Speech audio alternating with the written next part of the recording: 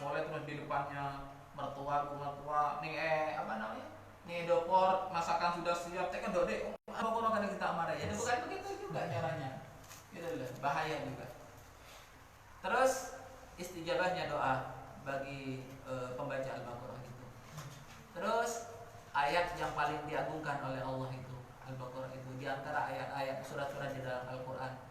Ya, itu lebih agung daripada sholat dan doa. Terus 10 ayat terakhir 10 ayat ruqyahnya itu ada di Al-Baqarah ayat 1 sampai 4. Terus 25 100 102 255 terus 3 ayat terakhir. Sudah 10 gitu. Mengobati orang gila. Makanya kalau ada orang gila dilihat juga. Orang gilanya itu orang gila yang seperti apa? Tidak semuanya orang gila di pinggir jalan ya kacau bacakan Al-Baqarah. Ya tidak bisa begitu juga. Ada proses-prosesnya gitu kan. Dimandikan dulu, ditenangkan dulu. Mandinya pun juga harus direndam mandinya itu juga. Seperti itu. Ada prosesnya, tahapan.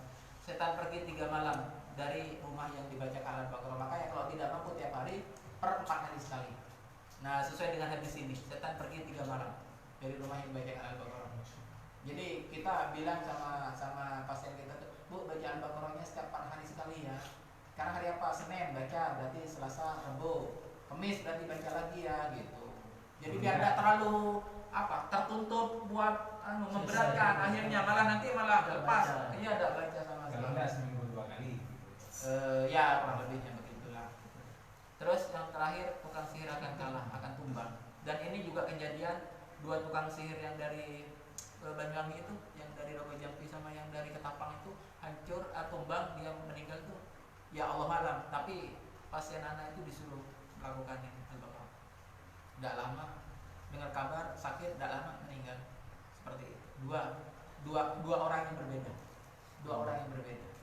Beda kalau satu orang itu. Ini 2 orang yang berbeda dengan terapi yang sama-sama orang yang dicurigai menyihir dia, dukunnya itu sama-sama tumbang. Itu 2 orang menyihir sama orang? Enggak, berbeda. Kena sihirnya orang yang berbeda dan sama, tumbang semuanya. Meskipun istilahnya niat kita bukan untuk membalas ya, bukan. Jangan jauhkan niatan untuk membalas itu. Gitu. Ikhlas saja. Lillahi ta'ala. Allah pasti akan memberikan yang terbaik buat kita. Gitu seperti itu. Kalau niat membalas kejahatan setan dan jin, Kenapa? misal kita rupiah, kita niatkan untuk membalas kezaliman mereka. Membalasnya dengan apa? Dengan menyakiti mereka. Nah, dengan bacaan Quran untuk Begini sih sebenarnya, setan dan jin itu sebenarnya sama-sama makhluk Allah sih. Pada saat analogi sama-sama makhluk Allah, berarti sama saja pada saat kita membalas manusia kepada manusia. Jadi lebih pentingnya menurut ulama itu bahwasanya meminta kepada Allah untuk menghancurkan, bukan menghancurkan setannya, tetapi menghancurkan pengaruhnya. Itu lebih bagus. Makanya ustaznya kan semoga hancur ya Allah pengaruhnya. Tidak pernah ustaznya itu semoga hancur setannya, tidak pernah.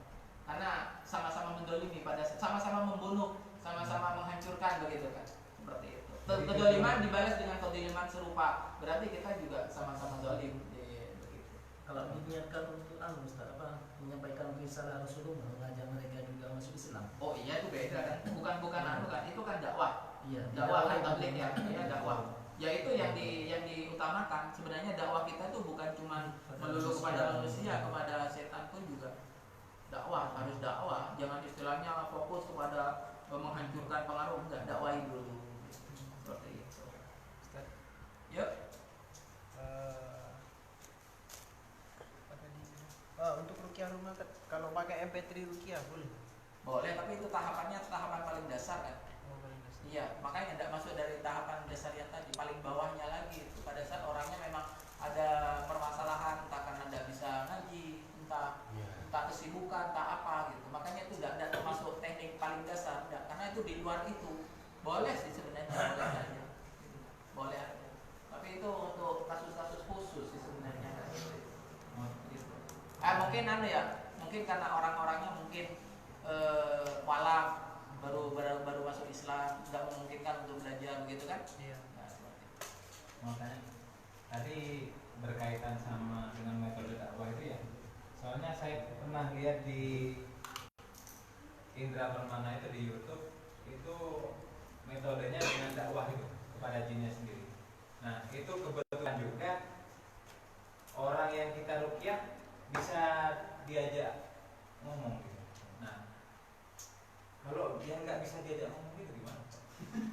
Ya kenapa kita pingin dia diajak ngomong? Nah, Itu ya, masalahnya. kalau kita bisa diajak ngomong kan setidaknya bisa kita ajak dia untuk Islam. Enggak, sebenarnya kita mendakwahkan jin itu tidak perlu jawaban dari jin. Oh, enggak. Tidak perlu jawaban dia mau atau tidak, nerima atau tidak perlu. Yang penting kita ya kita ajak mereka untuk bertobat kepada Allah, bahwasannya apa yang mereka lakukan di dalam tubuh manusia ini adalah ya kedoliman yang nyata, dan ini akan mendatangkan kemurkaan Allah terhadap dia.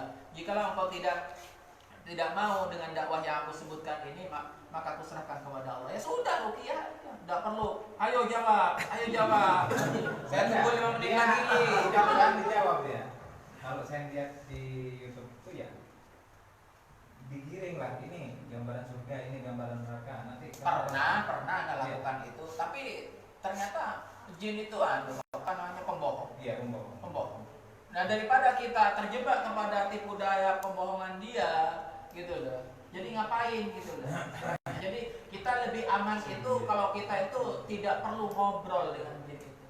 Tidak perlu ngobrol. Fokus aja kita dengan ayat-ayat yang kita baca aja. Dia mau apa namanya? Mau ya meminta belas kasihan, mau ampun, mau syarat-syarat ya. Pokoknya mau syahadat ya, hitungannya diajak Islam. Sekarang dia pada saat mau syahadat dia dari dalam hati atau tidak? Ada sebagian itu memang gitu, ada sebagian juga lah. Kamu kan pernah ketemu saya, iya Ustaz saya. Nah kan benar kan? Pada saat dia menjawab, keinginan kita pribadi itu ingin terus berdialog dengan saya. Ini yang menjadikan masalah. Ini yang menjadikan masalah. Kalau bisa ini jangan terjadi. Jangan sampai terjadi kita berdialog dengan dia panjang.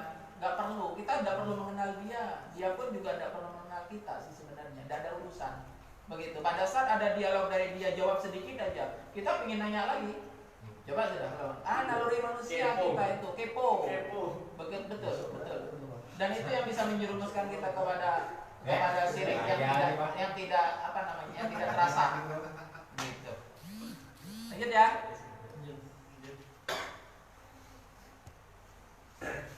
Yuk, tahap pertama dalam ruqyah mandiri holistik, ruqyah mandiri sistematik dalam 99 hari.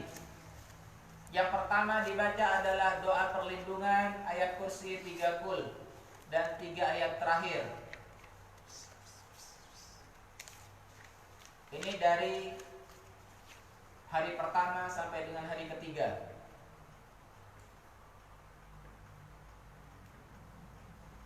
Yang keduanya hari keempat sampai dengan hari keenam ruqyah rumah. Metodenya apa? Semampunya antum. Tadi kan banyak metodenya. Hari keempat sampai hari keenam. Hari ke-7 sampai hari ke-14 terapi Al-Baqarah. Hari ke-7 sampai hari ke-14 full terapi Al-Baqarah setiap hari. Boleh satu putaran, boleh dibagi-bagi, yang terpenting setiap hari. Hitungannya hijriahnya itu dimulai dari maghrib sampai dengan mau maghrib lagi.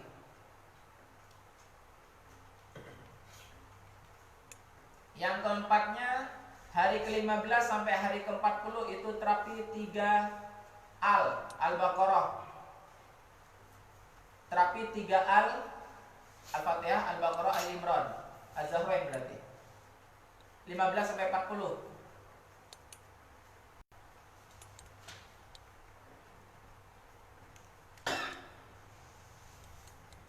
Yang kelimanya meneruskan terapi Al-Baqarah dan Ali Imran-nya itu di hari 41 sampai dengan hari 70. Ini udah terisi. Ini udah terisi. Ini awalnya ini Al-Baqarah ya, Al-Baqarah aja nih. Terus nanti hari ke-41 sampai hari ke-70 di sini Al-Baqarah Ali Imran. Jadi ada tahapan ini. Ini Al-Fatihah sama Al-Baqarah saja. Ya, dirubah. Terus yang kelima? Yang kelima ini hari 41 sampai hari ke-70 itu ditambah dengan Ali Imran, Al-Fatihah, Al-Baqarah, Ali Imran. Jadi 3 al. Di sini terdapat 3 al. Ini dari pusatnya kosong. Oh ini nih terakhir ternyata. terapi Az-Zahrain 41 sampai 70 ya. Setelah itu hari 71 sampai hari ke-99 menghatamkan, meneruskan. Setelahnya Ali Imran apa? Al-Maidah. Al-Maidah atau An-Nisa?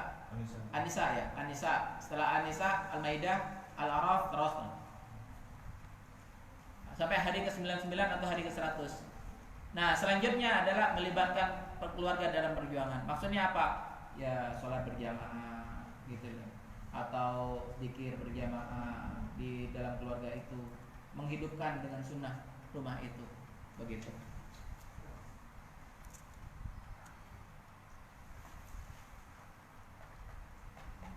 Khusus untuk terapi Az-Zahrain ada persiapan-persiapan yang harus dilakukan. Konsep dan pelaksanaan terapi Az-Zahrain. Persiapan-persiapannya: 1. Persiapan fisik. Mandi air hangat, berwudu, berhias dengan harum-harum, parfum dan yang lainnya. Ya, ini. Terus persiapan rohani, bangun dengan niat sholat, tawud, basmalah, hamdalah, sholawat, taubat. Terus ikrar permusuhan. Ikrar permusuhan di sini dilantangkan. Biasanya setelah ba'da sholat, ya Allah, dengan ini saya mewakili keluarga saya, mewakili leluhur saya, mewakili anak keturunan saya. Dengan ini, mulai saat ini, detik ini sampai selama-lamanya, sampai akhir ajal saya mengikrarkan diri untuk memusuhi semua golongan-golongan jin yang selama ini memang mendolimi saya, mempengaruhi saya, menyihir saya, begitu. Contohnya seperti itu. Ada di ikrar yang mungkin nanti bisa kirim di grup ikrarnya itu, tinggal baca. Mas Rusdi pernah saya ikrar ya? Pernah disuruh ikrar ya? Apa mas yang dirasakan? Ya gemetar. Pada saat baca ya? Belum baca itu Ustaz. Baru terima itu aja, belum diucapkan itu. Sudah gemetar. Baru baca tulisannya aja, belum diucapkan itu sudah gemetar kan? Iya. Berarti sudah terus sih khodamnya kan? Begitu. Seperti itu. Itu bukan dalil Al-Quran atau dalil Sunnah ya, baru bahasa Indonesia. Tetapi niat itu memang sudah disambungkan kepada Allah. Pada saat anak menulisnya itu niatnya anak sambungkan kepada Allah.